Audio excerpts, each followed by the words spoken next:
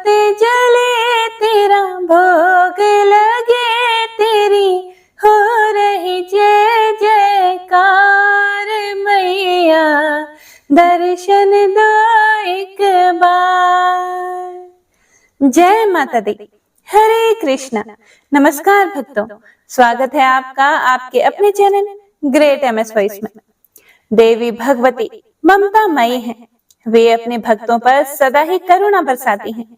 जैसे माता अपने पुत्रों से हमेशा स्नेह रखती है, वैसे ही देवी अपने शरण में आए हुए सदाचारी लोगों पर हमेशा कृपा करती हैं। माँ दुर्गा के आशीर्वाद से आपके जीवन में खुशियां ही खुशियां आए। माता रानी आपके परिवार और आपके प्रियजनों को सुख शांति और सुख समृद्धि दे। तो आइए आज की कथा प्रारंभ करने से पहले देवी भगवती का ध्यान करते हैं।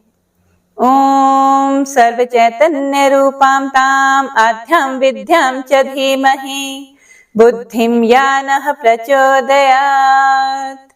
अर्थात जो सर्व चेतन स्वरूप आदि अंत से रहित और ब्रह्म विद्या स्वरूपिणी भगवती जगदम्बिका है, उनका हम ध्यान करते हैं। वे हमारी बुद्धि को तीक्ष्ण बनाने की कृपा करें। श्री सूत जी महाराज कहते हैं, इसके बाद सुखदेव जी के आगमन का समाचार पाकर राजा जनक अपने मंत्रियों सहित गुरु पुत्र को आगे करके उनके पास गए। उन्हें उत्तम आसन पर बिठाया, भली भांति आओ भगत की और कुशल मंगल पूछा। दूध देने वाली गाय सामने उपस्थित कर दी। सुखदेव जी ने महाराज जनक के किए हुए सत्कार को नियम अनुसार स्वीकार किया। राजा से भी उन्होंने कुशल मंगल पूछी और उनसे अपना शुभ समाचार कह सुनाया। कुशल प्रसन्न होने के बाद व्यास नंदन सुखदेव जी सुखदायी आसन पर बैठ गए।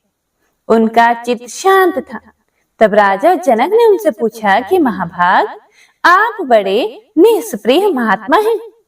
हे मुनिवर, किस काम से आपका यहाँ पधारना हुआ, बताने की कृपा कीजिए। सुखदेव जी बोले कि महाराज, पिता व्यास जी ने मुझसे कहा कि मैं विवाह कर लूं, क्योंकि सभी आश्रमों में उत्तम गृहस्थ आश्रम ही है। परंतु उनकी आज्ञा को बंधन कारक मानकर मैंने उनकी इस बात को स्वीकार नहीं किया। उन्होंने कहा यह बंधन नहीं है, तब भी मैंने उनकी बात नहीं मानी। मेरा मन विविध कल्पनाओं में उलझने लगा। मेरे मन की दशा को समझकर मुनिवर व्यास जी बोले कि तू मिथिला चला जा, शोक मत कर। वहां राजा जनक रहते हैं। वे यज्ञिक पुरुष एवं जीवन मुक्त हैं। विदेह नाम से उन्हें सारा जगत जानता है। वहां वे अकंटक राज्य करते हैं और राज्य का भार संभालते हुए भी वे माया के बंधनों से मुक्त है। हे परम तपस्वी पुत्र, फिर तू क्यों डरकर वन वृत्ति स्वीकार करना चाहता है? महाभाग, अंधकार को दूर करके तुझे विवाह कर लेना चाहिए। यदि मेरी बात पर विश्वास ना हो तो खुद जाकर उन महाराज से पूछ लो। वे राजा जनक जी तेरे मानसिक संदेह का निवारण कर देंगे। पुत्र, उन राजा की बात को सुनकर शीघ्र ही मेरे पास लौट आना। महाराज, इस प्रकार अपने पिता की आज्ञा मानकर मैं आपकी पूरी में आ गया हूँ। आप निष्पाप पुरुष हैं।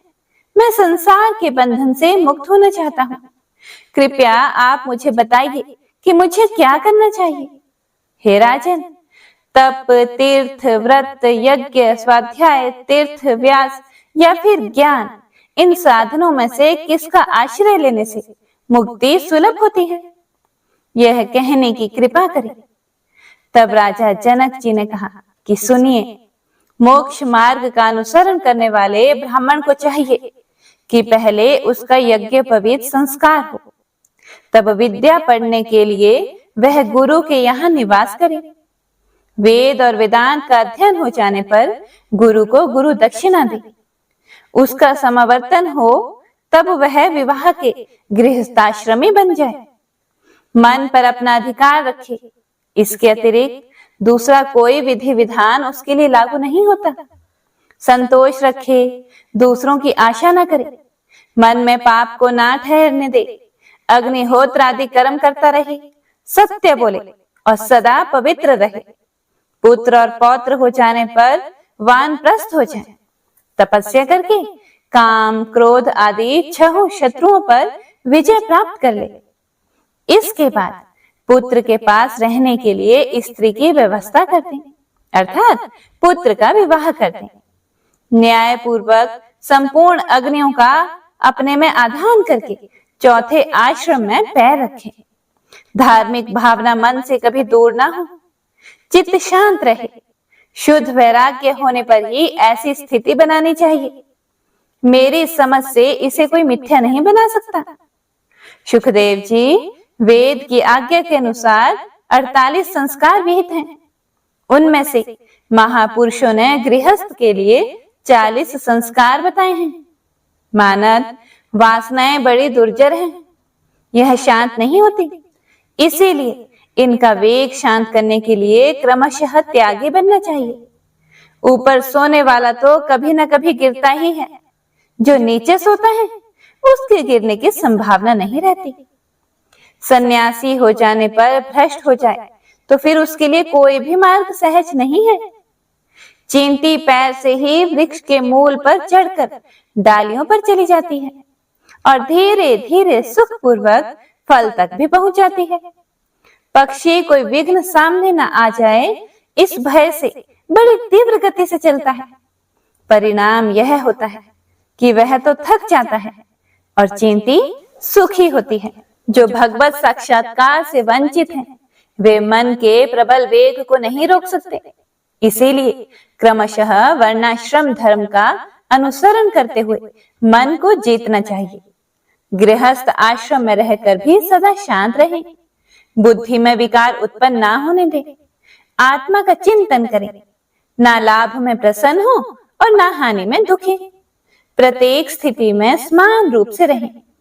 इस तरह से जनक जी ने सुखदेव जी को तरह तरह का ज्ञान दिया।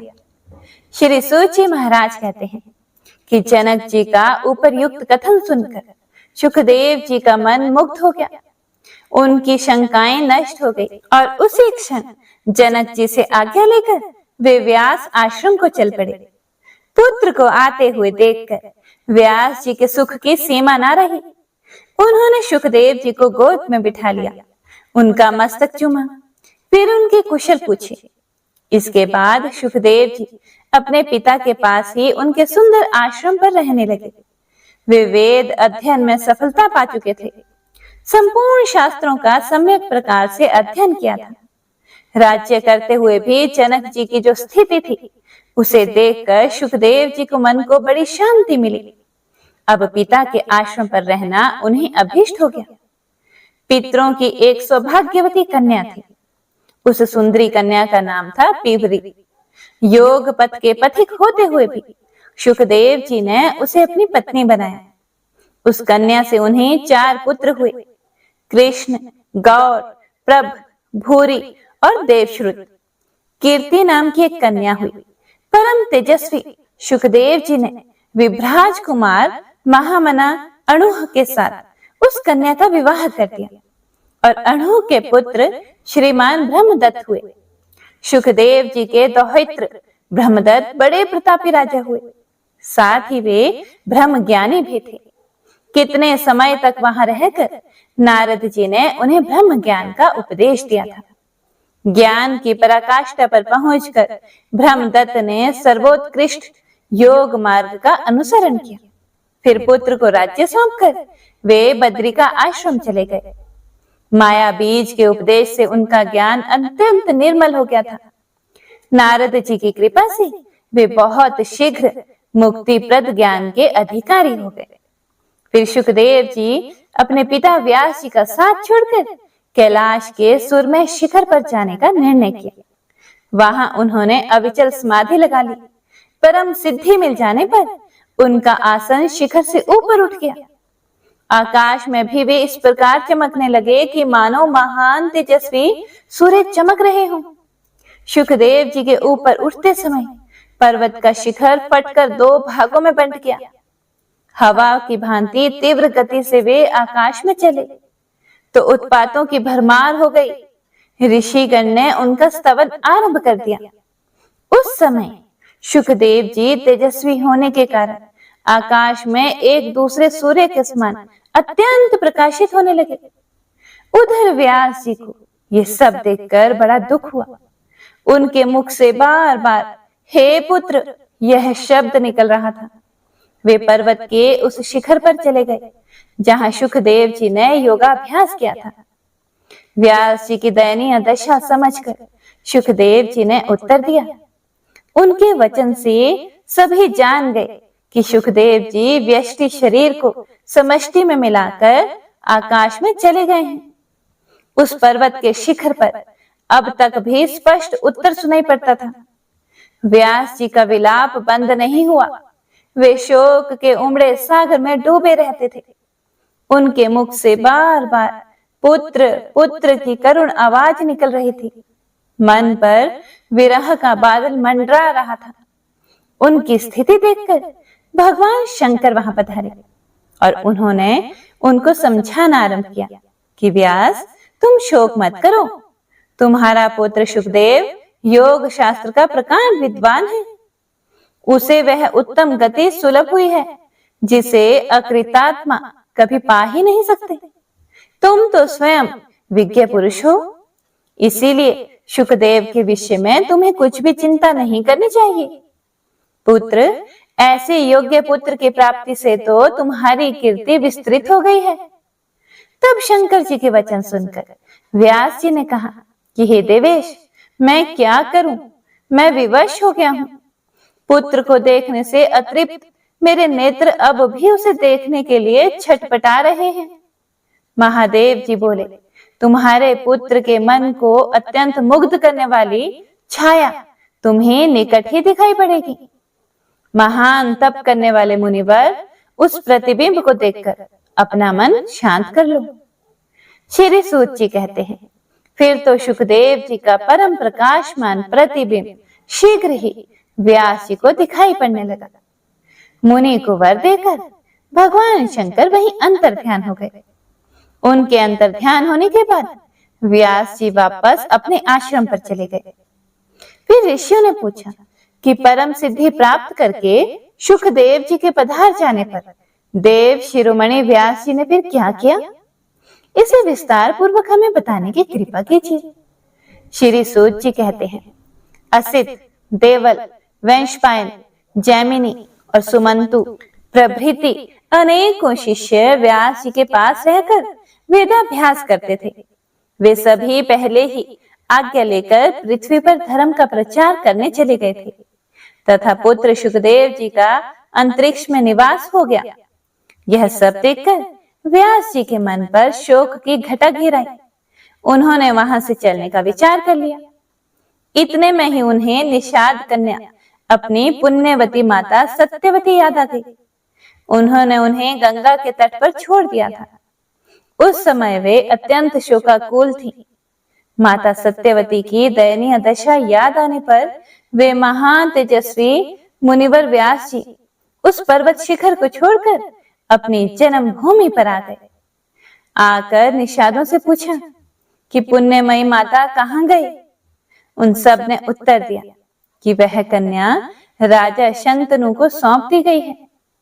इसके बाद दासराज ने प्रसन्नता पूर्वक व्यास जी का आतिथ्य सत्कार किया। फिर तो व्यास जी सरस्वती नदी के सुरम्य तट पर अपना आश्रम बनाकर वहीं रहने लगे और तपस्या आरंभ हो गई। राजा शंतनु बड़े प्रतापी राजा थे। उन्होंने सत्यवती के गर्भ से 2 पुत्रों को जन्म दिया। वनवासी जीवन व्यतीत करते हुए भी व्यास जी उन दोनों पुत्रों को भाई मानकर बड़े सुखी थे। हे प्रिय भक्तों, तो आइए अब कथा में आगे चलते हैं, जिसमें राजा जन्मेजय ने व्यास जी से पूछा कि हे प्रभु, अब आप मुझे देवी भगवती के चरित्र का वर्णन करने की कृपा कीजिए, क्योंकि उसे सुनने के लिए मेरा मन अत्यंत उत्कंठित है। मैं अत्यंत उत्साहित हो रहा हूँ। फिर व्यास जी कहते हैं कि राजन सुनो, भगवती के चरित्र को विस्तार के साथ कहता हूँ। महामते, श्रद्धालु एवं शांत पुरुष को जो भगवती की कथा नहीं सुनाता, उसे प्रचंड मूर्ख ही समझना चाहिए। पूर्व समय की बात है। धरातल पर महिषासुर नाम का एक राजा था। उसके शासनकाल में देवता और दानवों में बड़ी भीषण लड़ाई ठन गई थी। हे राजन, महिषासुर ने अत्यंत कठिन तप किया था। सुमेरु पर्वत पर जाकर उसने तपस्या की थी। देवता उसकी तपस्या देखकर अत्यंत आश्चर्य में पड़ गए थे। 10,000 वर्षों तक वह अपने इष्ट देव का हृदय में ध्यान करता रहा। महाराज, इसके बाद उसके आराध्य देव लोक पितामह ब्रह्मा जी प्रसन्न हो गए। वे हंस पर विराजमान होकर वहां आए और बोले, धर्मात्मन, वर मांगो, मैं तुम्हारा मनोरथ पूर्ण करने के लिए तत्पर हूं। तब महिषासुर ब्रह्मा जी से बोला, हे देवाधिदेव महाभाग, हे ब्रह्मा जी, मैं आपसे अमर हो जाने का वरदान चाहता हूँ। पितामह, जिस प्रकार मृत्यु का भय सामने ना आए, वैसा ही वर देने की कृपा कीजिए। तब ब्रह्मा जी ने कहा, जन्मे हुए प्राणी का मरना और मरे हुए का जन्म लेना बिल्कुल निश्चित है। यह नियम सदा लागू रहता है। संपूर्ण प्राणियों की जन्म लेने और मरने की क्रिया अनिवार्य रूप से चलती रहती है। दैत्यवर, समय अनुसार संपूर्ण प्राणियों की मृत्यु हो जाती है और बड़े बड़े पर्वतों और समुद्रों का भी एक दिन अंत हो जाता है। इसीलिए राजन, एक मृत्यु के विषय को छोड़कर दूसरा जो कुछ भी तुम्हारे मन में जचे वह वर मांग लो। महिषासुर बोला कि पितामह, देवता, दैत्य और मानव, इनमें से किसी भी पुरुष से मेरी मृत्यु ना हो, कोई स्त्री ही मुझे मारे। इसीलिए ब्रह्मा जी, स्त्री के हाथ ही मेरा मरण निश्चित करने की कृपा कीजिए। और जो स्वयं अबला है वह मुझे मारने में समर्थ ही कैसे हो सकेगी। ब्रह्मा जी ने कहा कि दैत्येंद्र, ठीक है, जब कभी भी तुम्हारी मृत्यु हो तो स्त्री के हाथ ही तुम्हारा मरण निश्चित हो। महाभाग महिषासुर, पुरुषों के हाथ तुम कभी नहीं मर सकोगे। मैं यह वरदान तुम्हें देता हूँ। व्यास जी कहते हैं, इस प्रकार महिषासुर को वरदान देकर ब्रह्मा जी अपने आश्रम के लिए प्रस्थान कर गए। वह प्रतापी दैत्य महिषासुर भी प्रसन्नता पूर्वक अपने घर लौट गया। अब राजा जन्मेजय ने पूछा कि महिषासुर किसका पुत्र था? उस महाबली दैत्य की उत्पत्ति कैसे हुई थी? और एक महान आत्मा होते हुए भी उसे महिष का रूप कैसे मिल गया था? तब व्यास जी कहते हैं कि महाराज दनु के जगत प्रसिद्ध 2 पुत्र थे। उनके नाम थे रंभ और क्रम। उन दोनों की दानवों में बड़ी प्रतिष्ठा थी। महाराज, वे दोनों संतानहीन थे, इसीलिए पुत्र होने के लिए तपस्या करने लगे। बहुत वर्षों तक कठिन तपस्या की। पंचनद के पावन जल में तपस्या आरंभ हुई। क्रंभ जल में डूबकर बड़ी कड़ी तपस्या करने लगा और रंभ प्रशस्त दूध वाले वट वृक्ष के नीचे गया और पंचाग्नि की व्यवस्था करके तपस्या में लीन हो गया। जब रंभ पंचाग्नि तापता हुआ साधन में तत्पर हो गया, तब उन दोनों दैत्यों की स्थिति का पता लगने पर शचीपति इंद्र महान दुखी हो गए। वे स्वयं पंचनंद पहुंचे। ग्रह का वेश धारण करके उन्होंने जल में प्रवेश किया तथा तपस्या करते हुए क्रंभ के पैर पकड़ लिए। उनके इस प्रयास से दुराचारी क्रंभ की जीवन लीला समाप्त हो गई। अपने भाई की मृत्यु का समाचार सुनकर रंभ के क्रोध की कोई सीमा न रही। उसके मन में ऐसी इच्छा उत्पन्न हुई कि अपना मस्तक काटकर अग्नि को भेंट कर दूं। इसीलिए उसने सहसा बाएं हाथ से अपने सिर की चोटी पकड़ी और दाहिने हाथ में तीखी तलवार लेकर मस्तक को धड़ से अलग कर देना चाहा। इतने में ही उसे समझाने के लिए अग्निदेव प्रकट हो गए। अग्निदेव ने रंभ से कहा कि दैत्य, तुम में बड़ी मूर्खता भरी हुई है, तभी तो अपना मस्तक काटने को तैयार हो गए। भला आत्महत्या जैसे अत्यंत अधर्म कर्म में तुम्हारी प्रवृत्ति कैसे हो गई? भक्त, तुम्हारा कल्याण हो, मुझसे वर मांग लो। मन में जो कुछ भी इच्छा हो वह मांग सकते हो, लेकिन अपने शरीर का त्याग मत करो। वैसे भी इस प्रकार प्राण त्याग करने से भी भला तुम्हारा कौन सा कार्य सिद्ध होगा? व्यास जी कहते हैं, अग्निदेव की वाणी बड़ी सरस थी। उसे सुनकर रंभ ने अपनी चोटी छोड़ दी और कहने लगा कि देवेश, यदि आप प्रसन्न हैं तो मुझे अभीष्ट वर देने की कृपा कीजिए। मैं त्रिलोकी पर विजय पाने वाला पुत्र चाहता हूँ। मुझे ऐसा पुत्र चाहिए जिसके प्रयास से शत्रु की सेना प्राणों से हाथ धो बैठे। देवता, दानव और मानव कोई भी किसी भी प्रकार उसे पराजित ना कर सके। वह अपनी इच्छा के अनुसार जहां कहीं हो वहां जा सके, असीम शक्ति हो, अपनी इच्छा के अनुसार रूप धारण कर सके। सब लोग उसके चरणों में मस्तक झुकाएं। तब अग्निदेव ने रंभ से कहा कि बहुत ठीक, तुम्हारी यह इच्छा अवश्य पूर्ण होगी। महाभाग, तुम्हें वैसा ही पुत्र होगा। अब आत्महत्या का विचार छोड़ दो। महाभाग रंभ, जिस सुंदरी भार्या पर तुम्हारा मन डिग जाए, उसी के गर्भ से महान पराक्रमी पुत्र तुम्हें प्राप्त होगा। व्यास जी कहते हैं, अग्निदेव का वचन मन को प्रसन्न कर देने वाला था। उनकी बात को सुनकर दैत्यवर रंभ ने चरणों में मस्तक झुका दिया और वह अपने स्थान की ओर चल दिया। रंभ का स्थान संपूर्ण समृद्धियों से संपन्न था। वहां अनेकों यक्ष मौजूद थे। पशु भावापन राक्षस तो था ही, काम भाव से एक महिषी पर उस दानवराज की दृष्टि पड़ गई और उस समय वह भैंस भी जवानी के मद में चूर थी। रंभ उस पर आसक्त हो गया। होनी तो बड़ी प्रबल होती है। इस प्रकार वह महिषी गर्भवती हो गई। एक समय की बात है, कोई एक दूसरा भैंसा उस भैंस पर टूट पड़ा। इसीलिए उस भैंसे को मारने के लिए रंभ स्वयं सामने आ गया और उस पर झपटा। वह बलवान भैंसा भी कामांध था। उस भैंसे ने अपने तीखे सींगों से तुरंत रंभ के हृदय में गहरी चोट पहुंचाई। इससे वह दानव मूर्छित होकर भूमि पर गिर पड़ा और उसके प्राण शरीर से अलग हो गए। अपने स्वामी रंभ के मर जाने पर वह बेचारी महिषी भय से अत्यंत घबराकर वहां से भाग चली। वह वेग पूर्वक एक वट वृक्ष के नीचे जाकर यक्षों की शरण में चली गई। उसके पीछे लगा हुआ वह भैंसा भी वहीं आ पहुंचा। बल के अभिमान में तो वह चूर था ही। यक्षों ने देखा कि वह महिषी अत्यंत कातर होकर आंखों से आंसू गिरा रही है और भय से उसका कलेजा कांप रहा है। साथ ही पीछे दौड़कर आता हुआ भैंसा उन्हें दिखाई दिया। फिर उस महिषी की रक्षा करने के लिए यक्ष भैंसे का सामना करने के लिए तत्पर हो गए। अब उस भैंसे के साथ उन यक्षों का रोमांचकारी युद्ध छिड़ गया। यक्ष बाण बरसाने लगे। एक ऐसा बाण लगा कि उससे आहत होकर भैंसा तुरंत प्राणहीन होकर पृथ्वी पर गिर गया।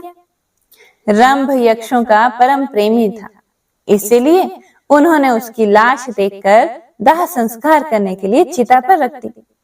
पति के मृत शरीर को चिता पर देखकर उस महिषी के मन में भी निश्चित विचार हो गया कि मैं भी पति के साथ सती हो जाऊं।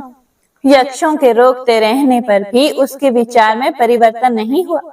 वह जलती हुई चिता में बैठ गई। उसने अपने प्रेमी पति को हृदय से चिपका लिया।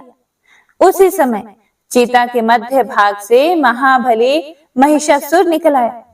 पुत्र पर कृपा करने वाला स्वयं रंभ भी एक दूसरा शरीर धारण करके रक्त बीज के रूप में चिता से बाहर निकला। इस प्रकार महिषासुर और रक्त बीज, इन दोनों की उत्पत्ति महाबली रंभ से ही हुई। इसके बाद मुख्य मुख्य दानव एकत्र हुए और उन्होंने महिषासुर को वहां की राजगद्दी पर अभिषिक्त कर दिया। राजन, महिषासुर देवताओं, दानवों और मानवों सबसे अवध्य था, अर्थात कोई भी उसका वध नहीं कर सकता था। हे ऋषियों, महाराज महिषासुर के जन्म का तथा उसके वरदान का यही प्रसंग है। आज का अध्याय यही समाप्त हुआ। इसके आगे का वृतांत आप अगले अध्याय में सुनेंगे। आइए भगवती का बेहद कल्याणकारी स्तोत्र सुनते हैं। हे देवी, तुम्हारी जय हो। तुम समस्त शरीरों को धारण करने वाली, स्वर्ग लोक का दर्शन कराने वाली और दुख हारिणी हो। हे रोगों का नाश करने वाली देवी, तुम्हारी जय हो। मोक्ष तो तुम्हारे हाथों में है। हे मनचाहा फल देने वाली, आठों सिद्धियों से संपन्न देवी, आपकी सदा ही जय हो। जो कहीं भी रहकर पवित्र भाव और नियम निष्ठा से व्यास द्वारा रचित इस स्तोत्र का पाठ करता है, भगवती सदा उस पर प्रसन्न रहती है। व्यास जी कहते हैं कि हे राजन, इस प्रकार वह महिषासुर नाम से प्रसिद्ध वह दानव संपूर्ण जगत पर शासन करने लगा। वरदान पा जाने के कारण उस पराक्रमी दैत्य को अत्यंत अभिमान हो गया। समस्त प्राणी उसके अधीन रहते थे।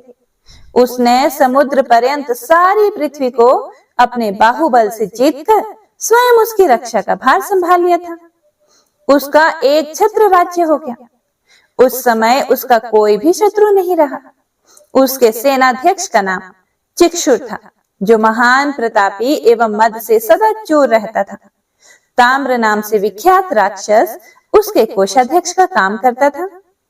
उसके पास 10,000 सैनिक थे। असिलोमा, उदर्क, बिडाल, वाशकल, त्रिनेत्र और कालबंधक नाम से प्रसिद्ध संपत्तिशाली अन्य बहुत से नरेश थे। समुद्र पर्यंत पृथ्वी पर प्राचीन काल से ही उनका राज्य था। उन सब ने महिषासुर को कर देना स्वीकार कर लिया। जो बलाभिमानी राजा कर देने के पक्ष में नहीं थे, वह वीर धर्म के अनुसार युद्ध में काम आ गए। महाराज, ब्राह्मणों ने भी महिषासुर की अधीनता स्वीकार कर ली और यज्ञ में वे उस दानव को भी भाग देने लगे। अखिल भूमंडल में महिषासुर एक छत्र राज्य का उपभोग करने लगा। वरदान के अभिमान में चूर होकर उसने स्वर्ग पर विजय पाने का निश्चय किया। फिर तो उस दानव ने एक दूत को इंद्र के पास जाने की आज्ञा दे दी। उसने शीघ्र संदेशवाहक दूत को पहले अपने पास बुलाया और उससे कहा कि वीर, तुम्हारा व्यवहार बहुत शुद्ध है। हे महाबाहो, आज तुम्हें यह दूत का काम करना होगा। तुम निर्भीक होकर स्वर्ग में इंद्र के पास जाओ और उससे मेरा यह संदेश कह दो। जाकर उससे कहना कि देवराज इंद्र स्वर्ग छोड़कर जहां भी जी चाहे वहां चले जाओ, या रहना हो तो महामना महिषासुर के सेवक बनकर रह सकते हो। हे शचीपते, यदि तुम महाराज महिषासुर के शरणागत हो गए तो वे अवश्य ही तुम्हारी रक्षा करेंगे।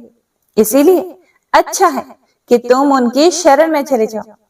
तुम्हें यदि यह बात अस्वीकार हो तो शीघ्र युद्ध करने के लिए हाथ में वज्र उठा लो। हे बलसूदन, तुम पहले भी परास्त हो चुके हो। तुम्हारा पुरुषार्थ मुझे पता है। तुम्हारी शक्ति भी मुझसे छुपी नहीं है। युद्ध करो या जहां तुम्हारा मन चाहे वहां तत्काल चले जाओ। ऐसी आज्ञा पाकर दूत ने इंद्र के पास जाकर महिषासुर का संदेश उन्हें सुना दिया। श्री व्यास जी कहते हैं, महाराज, उस अवसर पर दूत की बात को सुनकर इंद्र की क्रोधाग्नि भभक उठी।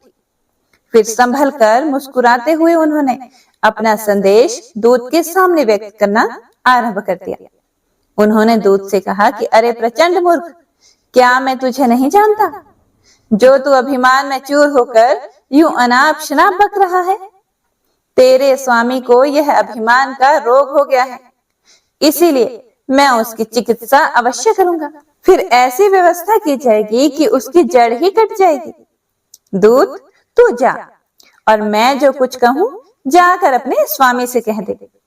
सदाचारी पुरुष दूतों पर कभी हाथ नहीं उठाते, इसीलिए मैं तुझे छोड़ देता हूं। उससे कहना कि अरे भैंसे के बच्चे, अगर तुझे युद्ध करने की इच्छा हो तो अभी सामने आ जा। अरे घोड़ों के दुश्मन, तेरा बल मुझे ज्ञात है। तेरी जड़ आकृति है, घास खाकर तू रहता है। तेरे सींगों का मैं सुदृढ़ धनुष बनाऊंगा। तेरे सींगों में कुछ बल अवश्य है, मैं जानता हूं। इसी कारण से तुझे अभिमान हो गया है। मैं तेरे उन दोनों सींगों को तोड़कर तेरा बल नष्ट कर दूंगा। नीच महिष, मैं तेरे उन सींगों को ही काट लूंगा और तेरा वह सारा बल तुझसे छीन लूंगा, जिसके कारण तू पूर्ण अभिमानी बन बैठा है। सींग से मारने में ही तू कुशल है, ना कि मोर्चे पर हथियार चलाने में। व्यास जी कहते हैं, इस प्रकार इंद्र के कहने पर वह दूत तुरंत वहां से चला गया। वह मद अभिमानी महिषासुर के पास गया और प्रणाम करके उनसे कहने लगा। दूत ने कहा कि हे राजन, देवराज इंद्र पूर्ण स्वतंत्र है, उसके पास देवताओं की विशाल सेना है, अपने को वह महान बलवान समझता है, आपको तो वह कुछ भी नहीं गिनता। उस मूर्ख की कही हुई बातें मैं किस प्रकार बदल कर आपसे कहूं, क्योंकि सेवक का कर्तव्य होता है कि वह स्वामी के सामने प्रिय सत्य कहे। महाराज, कल्याणकामी दूत को चाहिए कि वे स्वामी के मुख पर सत्य और प्रिय बोले, परंतु यदि केवल प्रिय ही बोलता हूं तो वह असत्य होने से आपका कार्य सिद्ध होने में बाधा पड़ेगी। और कल्याणकामी दूत को कभी कठोर वचन भी नहीं कहना चाहिए, इसीलिए मैं वैसी बात कह नहीं सकता। प्रभु ठीक ही है, शत्रु के मुख से तो विष तुल्य वचन निकलते ही हैं, पर वैसी बातें सेवक के मुख से कैसे निकल सकती हैं?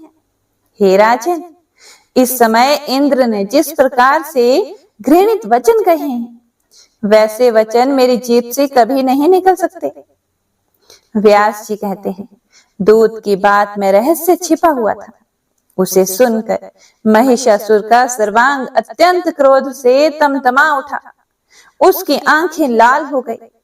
वह दैत्यों को बुलाकर उनसे कहने लगा, महाभाग दैत्यों, वह देवराज युद्ध करना चाहता है। तुम लोग भली भांति बल प्रयोग करके उस नीच शत्रु को परास्त कर दो।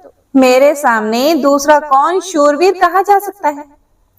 इंद्र जैसे करोड़ों वीर हों तब भी कोई परवाह नहीं, फिर इस अकेले इंद्र से मुझे क्या डर है? आज मैं उसे किसी प्रकार भी जीवित नहीं छोड़ूंगा।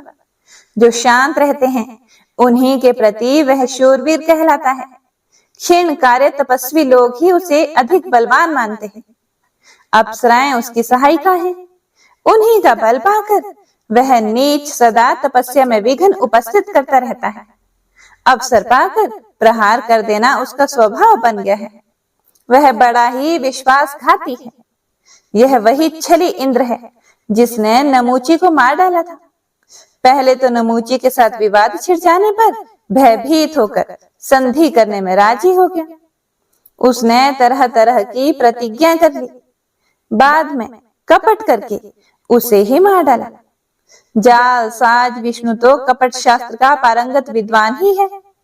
जब इच्छा होती है तरह तरह के रूप धारण कर लेता है। बल भी है और दंभ करने की सारी कलाएं भी उसे ज्ञात है। दानवों, जिसने सुअर का रूप धारण करके हिरण्याक्ष को तथा नरसिंह का वेश बनाकर हिरण्यकशिपु को मार डाला, उस विष्णु की भी मैं अधीनता नहीं स्वीकार कर सकता। मुझे तो विश्वास ही नहीं होता कि देवताओं में भी कहीं कोई है जो मेरे सामने ठहर सके। विष्णु अथवा महान बलशाली इंद्र मेरा क्या कर सकेंगे? मैं युद्ध में खड़ा हो जाऊंगा तब शंकर भी मेरा सामना करने में समर्थ नहीं हो सकेंगे। इंद्र को हराकर स्वर्ग छीन लूंगा। वरुण, यमराज, कुबेर, अग्नि, चंद्रमा और सूर्य सभी मुझसे परास्त हो जाएंगे। अब हम सब दानव ही यज्ञ में भाग पाएंगे। हमें सोम रस पीने का अधिकार प्राप्त हो जाएगा। देवताओं के समाज को कुचलकर मैं दानवों के साथ सुख पूर्वक विचरूंगा। दानवों, मुझे वर मिल चुका है, इसीलिए देवताओं से मैं बिल्कुल नहीं डरता। पुरुष मात्र मुझे मारने में असमर्थ हैं, फिर स्त्री बेचारी क्या कर सकेगी? शीघ्रगामी दूतों, तुम्हारा परम कर्तव्य है पाताल एवं पर्वत आदि विभिन्न स्थानों से प्रधान प्रधान दानवों को बुला लाओ और उन्हें मेरी सेना के अध्यक्ष बना दो। दानवों, संपूर्ण देवताओं को जीतने के लिए अकेला मैं ही पर्याप्त हूं। फिर भी मेरा गौरव बढ़ जाए तदर्थ इस देवासुर संग्राम में निमंत्रण देकर आप सब लोगों को सम्मिलित करता हूं। निश्चय ही मैं सिंहों और खुर से देवताओं के प्राण हर लूंगा। वरदान के प्रभाव से मुझे देवताओं का रत्ती भर भी भय नहीं है। देवताओं, दानवों और मानवों से अवध्य होने का वर प्राप्त है मुझे। इसीलिए आज आप लोग स्वर्ग लोक पर विजय प्राप्त करने के लिए तैयार हो जाएं। दैत्यों, स्वर्ग पर अधिकार प्राप्त करके मैं नंदनवन में विहार करूंगा। मेरे इस प्रयास से तुम्हें भी पारिजात के फूल सूंघने को मिलेंगे। देवांगनाएं तुम्हारी सेवा करेंगी। कामधेनु गौ का दूध पीने को मिलेगा और दिव्य गंधर्व नाच और गाकर तुम्हारे मन को प्रसन्न करेंगे। उर्वशी, मेनका, रंभा, घृताची और विप्रचिति प्रभृति अप्सराएं नाचने एवं गाने में परम प्रवीण हैं। वे अनेक प्रकार की मदिरा का सेवन करके तुम सब लोगों के चित्त को अत्यंत प्रसन्न करेंगी। इसीलिए देवताओं के साथ संग्राम करने के लिए स्वर्ग लोक में चलना सबको सम्मत हो तो आज ही सभी तैयार हो जाएं। यह मांगलिक कृत्य कर लेने चाहिए। सबकी सुरक्षा के लिए अपने परम गुरु मुनिवर शुक्राचार्य जी को बुलाकर भली भांति उनका स्वागत करें और उन्हें यज्ञ में नियुक्त कर दें। आगे व्यास जी कहते हैं कि हे राजन, महिषासुर की बुद्धि सदा पाप कर्म में रत रहती थी। दैत्यों को उपरयुक्त आदेश देकर वह तुरंत अपने महल में चला गया। उस समय उसके मुख पर प्रसन्नता के चिन्ह झलक रहे थे। व्यास जी कहते हैं कि इसके बाद दूत के चले जाने पर देवराज इंद्र ने भी यमराज, पवन देव, कुबेर, वरुण आदि देवताओं को बुलाकर उनसे कहा कि महिषासुर नाम से प्रसिद्ध महान प्रतापी दानव इस समय दैत्यों का राजा है। उसके पिता का नाम रंभ था। वरदान मिल जाने से वह सदा अभिमान में चूर रहता था। उसे सैकड़ों प्रकार की माया ज्ञात है। देवताओं, आज उसका दूत मेरे पास आया था। उस लोभी महिषासुर ने स्वर्ग को छीनने की इच्छा से दूत को यहाँ भेजा था। उस दूत ने मुझसे यह बातें कही हैं। शक्र, तुम देव सदन छोड़ दो या फिर तुम्हारी जहां इच्छा हो तुम्हें चले जाना चाहिए, अथवा महिषासुर नामक दानव राज बड़े विशिष्ट व्यक्ति हैं, उनकी सेवा करना स्वीकार कर लो। वे बड़े ही दयालु राजा हैं। तुम्हारे भरण पोषण की समुचित व्यवस्था कर देंगे और जो उनकी परिचर्या में लगे रहते हैं उन सेवकों पर वे कभी क्रोध नहीं करते। हे देवेश, यदि यह बातें स्वीकार ना हो तो स्वयं युद्ध करने के लिए सेना की तैयारी में लग जाओ। मेरे वहां जाने पर दानवराज महिषासुर तुरंत तुम पर चढ़ाई कर देंगे। देवताओं, महिषासुर इस प्रकार महान नीच प्रकृति का दानव है। उसका दूत मुझसे ये सारी बातें कहकर चला गया है। इसीलिए हम लोगों को अब क्या करना चाहिए, इस विषय पर आप लोग विचार करें। देवताओं, बलवान पुरुष को चाहिए कि वे कभी भी किसी दुर्बल शत्रु की भी उपेक्षा ना करें, विशेषकर जो अपने बल का अभिमान रखते हों। उन बलशाली पुरुषों को तो सदा ही उद्योगी बने रहना चाहिए। बुद्धि और बल के अनुसार निरंतर प्रयास में लगे रहना चाहिए। हार और जीत तो प्राप्त के अधीन है, उसको कोई टाल नहीं सकता। इस समय उससे मैत्री कर लेना भी ठीक नहीं, क्योंकि महिषासुर दुष्ट है।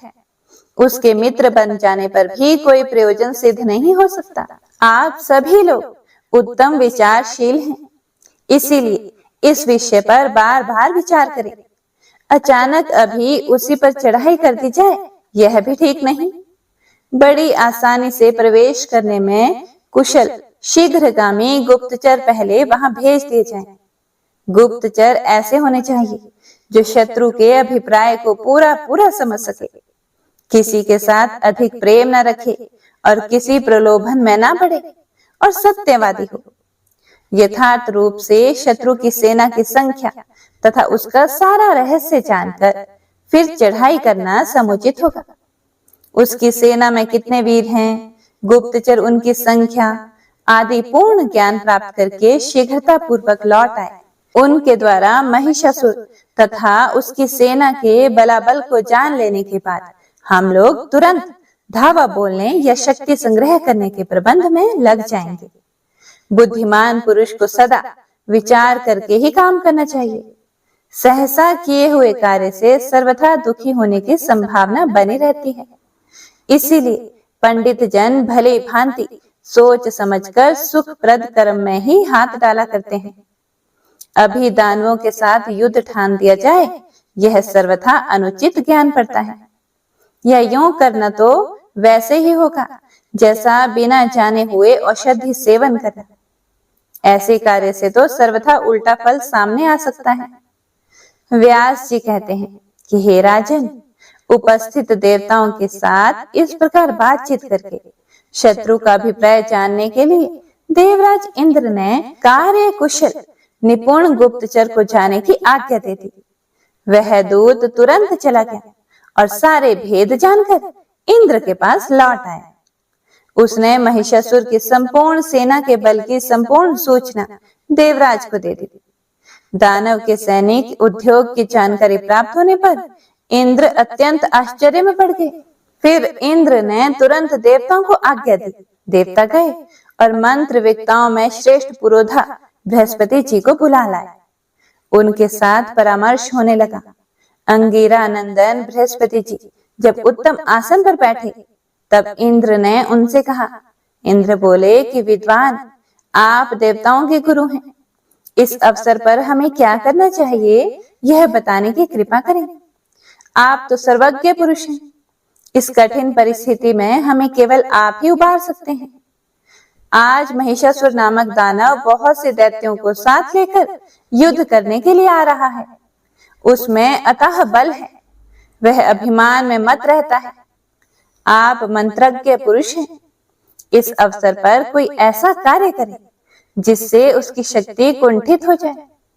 जैसे दानवों के पक्ष में शुक्राचार्य हैं, वैसे ही हमारे पक्ष के विघ्न शांत करने वाले आप हैं। आप सर्वदा श्रेष्ठ सम्मति दिया करते हैं। व्यास जी कहते हैं, देवराज इंद्र की बात को सुनकर बृहस्पति जी उनसे कहने लगे। मन में खूब सोच समझकर किसी भी कार्य में तत्पर होना उनका स्वाभाविक गुण था। बृहस्पति जी बोले कि हे देवराज, शांत रहो। इस समय धैर्य रखना परम आवश्यक है। दुख की घड़ी सामने आने पर तुरंत धैर्य नहीं छोड़ देना चाहिए। हे देवेंद्र, हार और जीत तो सदा ही दैव पर निर्भर है। इसीलिए बुद्धिमान पुरुष का कर्तव्य है कि वे सदा ही धैर्य का आश्रय लेकर अपने स्थान से विचलित ना हो। देवराज, होनी तो होकर ही रहती है। मनुष्य अपनी शक्ति के अनुसार उद्यम करने में सर्वथा तत्पर रहे। वितराग मुनिगण भी तो मुक्ति पाने के लिए निरंतर उद्यमशील रहते हैं, तपस्या में लीन रहते हैं। इसीलिए निर्धारित नीति के अनुसार सदा ही कार्य में संलग्न रहना परम आवश्यक है। सुख मिले अथवा ना मिले, इस विषय में चिंता की आवश्यकता नहीं, क्योंकि सुख दुख तो दैव पर ही निर्भर है। कभी कभी बिना पुरुषार्थ किए भी कार्य में सफलता मिल जाती है, किंतु इस बात को लक्ष्य करके अंधे और पंगों की भांति अकर्मण्य होकर पड़े रहना अर्थात बिना कर्म किए ही पड़े रहना उचित नहीं है। हाँ, अगर पुरुषार्थ करने पर भी सिद्धि ना मिल सके तो इसमें वह बिल्कुल निर्दोष है।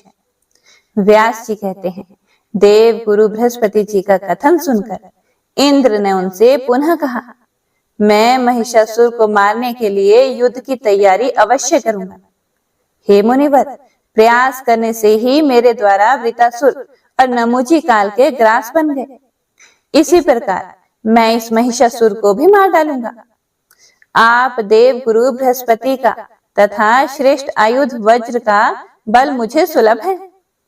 भगवान विष्णु तथा उमापति शंकर जी अवश्य मेरी सहायता करेंगे। मुनिवर, सम्मान प्रदान करना और दूसरे का कार्य साधना आपका स्वभाव ही है। मैं सैनिकों को लेकर महिषासुर पर चढ़ाई करने के लिए बिल्कुल तैयार हूं। आप मेरे कल्याण के लिए रक्षोमण मंत्र का जप करने की कृपा करें। व्यास जी कहते हैं, इस प्रकार देवराज इंद्र के कहने पर बृहस्पति जी हंसकर उनसे कहने लगे कि हे देवराज, इस अवसर पर मैं ना तो तुम्हें जाने की प्रेरणा ही कर सकता हूँ और ना ही रोक ही सकता हूँ, क्योंकि युद्ध करने वाले की हार और जीत बिल्कुल अनिश्चित रहती है। शचीपति, होनहार के विषय में तुम्हारा किंचन मात्र दोष नहीं है। सुख अथवा दुख पहले से ही निश्चित हो चुके हैं, इसीलिए इनका सामने आ जाना अनिवार्य है। तथापि बुद्धिमान पुरुषों को निरंतर यत्नशील बने रहना चाहिए। कार्य सिद्ध होना या ना होना तो सदा दैव के अधीन है। व्यास जी कहते हैं, शचीपति इंद्र बृहस्पति जी के सार गर्भित सत्य वचन सुनकर ब्रह्मा जी की शरण में गए और उन्हें प्रणाम करके बोले कि पितामह, आप संपूर्ण देवताओं के अध्यक्ष हैं। इस समय महिषासुर नामक दैत्य स्वर्ग पर अधिकार प्राप्त करने के लिए, अपने सैनिक बल का विपुल संग्रह करने के लिए अथक प्रयास कर रहा है। अन्य भी जितने दानव हैं, सब के सब महिषासुर की सेना में सम्मिलित हो गए हैं। वे सभी युद्ध अभिलाषी, महान पराक्रमी एवं युद्ध की कला के विशेषज्ञ हैं। महाप्राज्ञ महिषासुर के भय से अत्यंत घबराकर अब मैं आपकी शरण में आया हूं। आपसे कोई भी बात छिपी नहीं है, इसीलिए आप मेरी सहायता करने के लिए कृपा करें। ब्रह्मा जी ने कहा, इस समय हम सब लोग कैलाश पर्वत पर चलते हैं। भगवान शंकर और अपार बलशाली श्री विष्णु को अगुआ बनाकर युद्ध का कार्यक्रम निश्चित किया जाए। सभी देवताओं के साथ बैठकर देश और काल के संबंध में भली भांति विचार करके युद्ध करना समुचित होगा। मूर्खतावश बलाबल का विचार किए बिना ही सहसा कार्य करने वाले मनुष्य का पतन हो जाता है।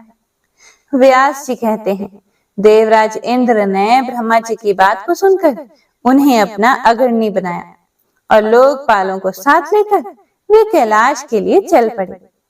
वहां पहुंचकर वैदिक मंत्रों द्वारा वे भगवान महेश्वर की स्तुति करने लगे। ओम दुम दुर्गाय नमः, ओम नमः शिवाय। इसके आगे जो कुछ भी हुआ उसका वृतांत आप कल के अध्याय में सुनेंगे। जय माता दी।